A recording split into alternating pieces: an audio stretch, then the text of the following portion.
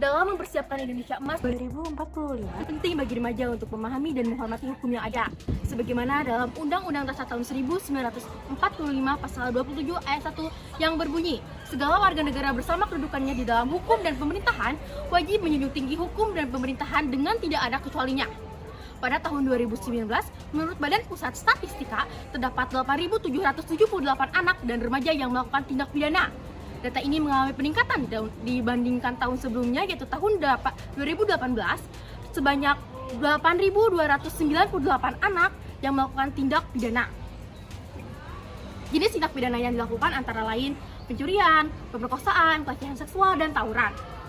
Selain itu, menurut data dari Komisi Perlindungan Anak Indonesia atau KPAI, terdapat 3.414 anak yang melakukan tindak kekerasan, yang mana sebagian besar pelakunya adalah remaja yang berusia 13-18 tahun.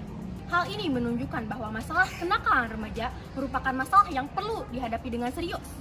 Maka dari itu, jika saya menjadi anggota DPR RI, yang akan saya lakukan untuk memenuhi hukum yang berkeadilan sesuai dengan 3 fungsi DPR RI. Di antaranya, fungsi yang pertama yaitu fungsi legislatif. Sebagai anggota DPR RI, saya dapat merevisi Undang-Undang Dasar Nomor 11 Tahun 2012 tentang Sistem Peradilan Anak. Seperti yang kita tahu, remaja yang belum memasuki usia 18 tahun dilakukan pengurangan hukuman atas apa yang mereka perbuat.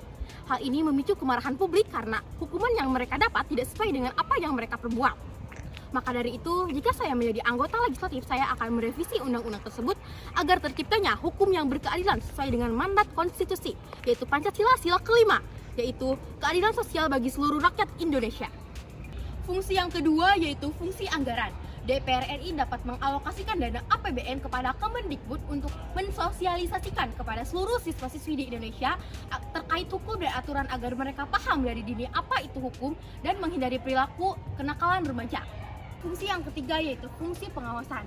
DPR RI dapat mengawasi perubahan Undang-Undang Sistem Peradilan Anak, pelaksanaan dana APBN, dan seluruh pemerintah yang terlibat dengan hal ini.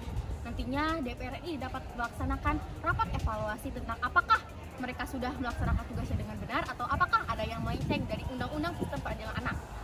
Kenakalan remaja adalah ancaman bagi kita sebagai generasi penerus bangsa yang perlu dihindari dan dihilangkan. Maka dari itu diperlukan perhatian dari seluruh lapisan masyarakat, pemerintah, orang tua, tokoh pendidikan, dan tokoh kepemudaan.